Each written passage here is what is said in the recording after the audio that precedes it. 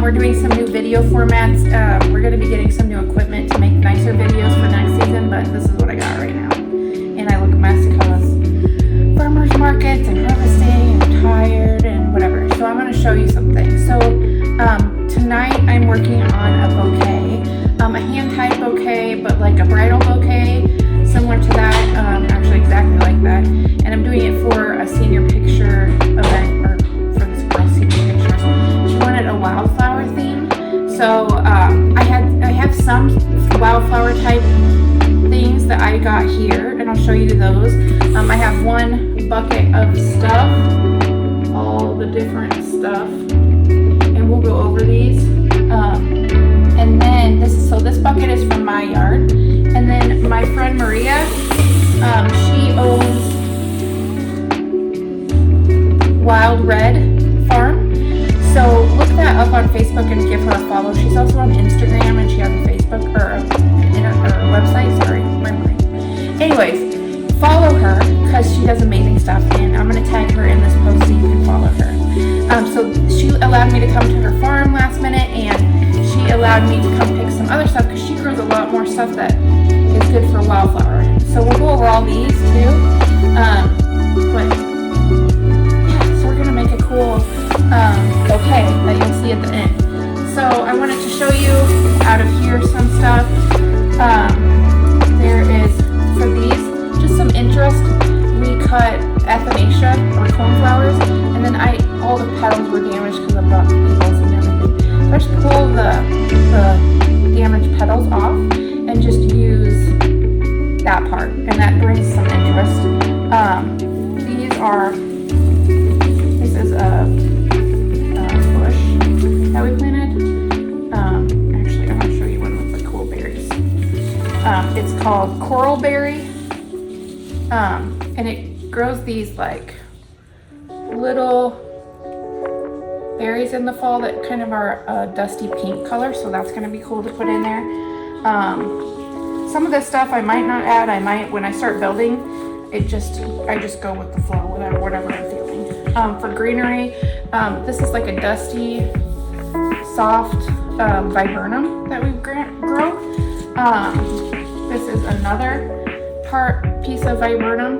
I liked it because of the seed pods there. That'll look cool in a bouquet.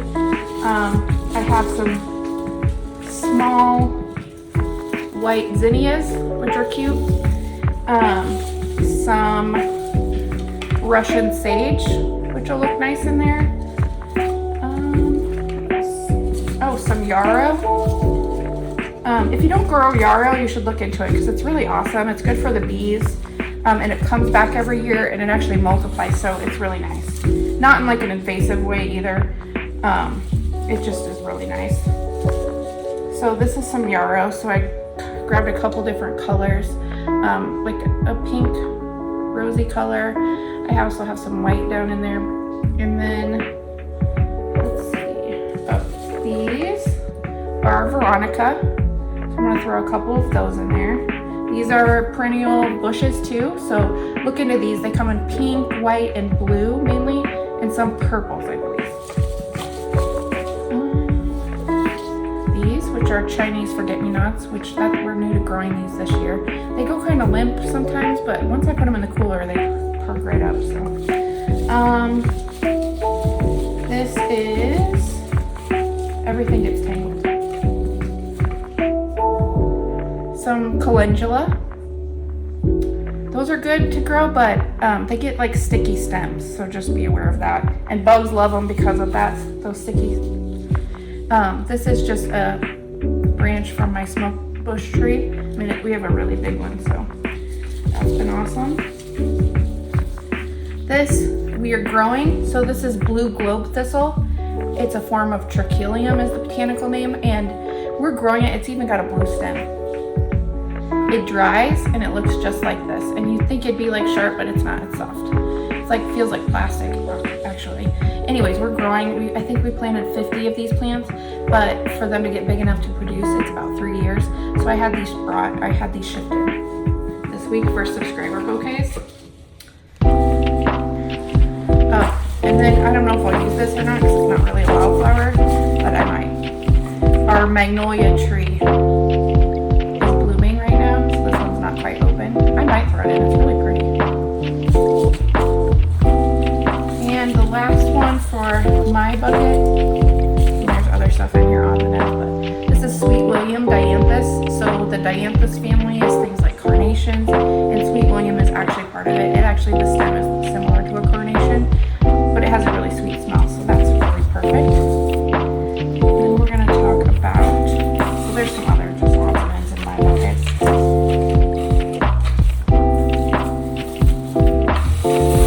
And for the second bucket, these are from Wild Red Farm. Some orange Queen Lime zinnias, which those are just pretty. My Queen Lime series isn't blooming quite yet, so she was nice enough to let me. A few like champagne, pinky color Lysianthus.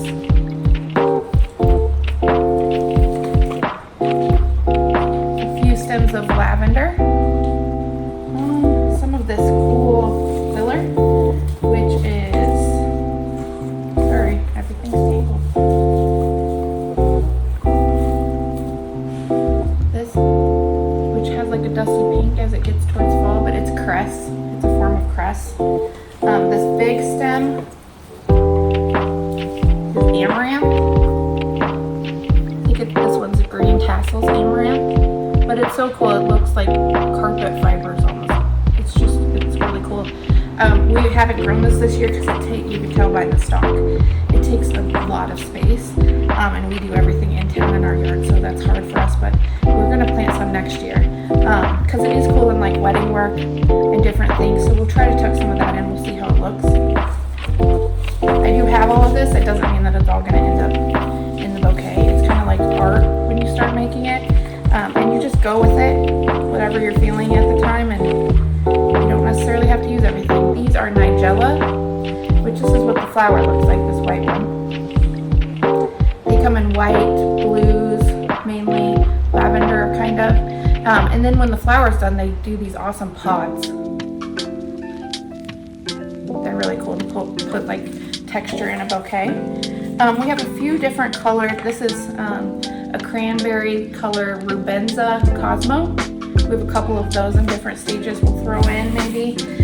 We have some white, they look like double click maybe Cosmos. They have more of a double petal. So those will be pretty. We have some feverfew, which are like little daisies. Here's another form of Nigella, the ones with the seed pods, but this one has a little bit of color to it.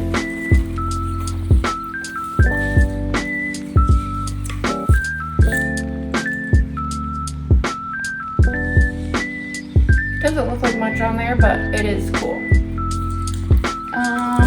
These are Stabiosa. These are maybe Black Knight. They're like a deep cranberry color or burgundy color. They're awesome. I got a few straw flowers, which I got the ones that weren't all the way open, but you can hear what it sounds like. We are growing these, they haven't bloomed yet, but these are awesome dried, and they come in a lot of colors, and you can buy a ton of seed for very inexpensive. Just a few more things, and then the next time I see you, we'll be done, and I will show it to you. This is, I think it's a flamingo feather celosia. It's got like a dusty pink hue. And, then I have a few stems of larkspur. I have white, I have this purple, a light purple, and this bluish dark purple. So, I'm going to pop this together. It'll probably take me about 30 minutes. And then you'll get to see at the end. And if you're interested in learning about how to build bouquets, or want to learn, even if you are wanting to do like a low-cost wedding and you want to know about how to do like buckets of flowers and create your own stuff or anything like that, just reach out. And then also we're having classes, bouquet building classes every Saturday in August. Some of those spots are getting full fast. There are a few dates that are still available. I can take up to 8 people per date, but those are on sale on our website, lilyrose.com or lilyrosegi.com, under the shop tab. You just pick your date, and then it's $75 a person. You'll come to our house, we'll walk around, you can pick what you want to make a bouquet of. I'll have some stuff already picked and conditioned, and then you'll take home a vase bouquet and a wrap bouquet. You'll make your own, and then we'll talk about all of that. There'll be like snacks and wine and everything, so it should be a good time. So I'll see you in a little bit.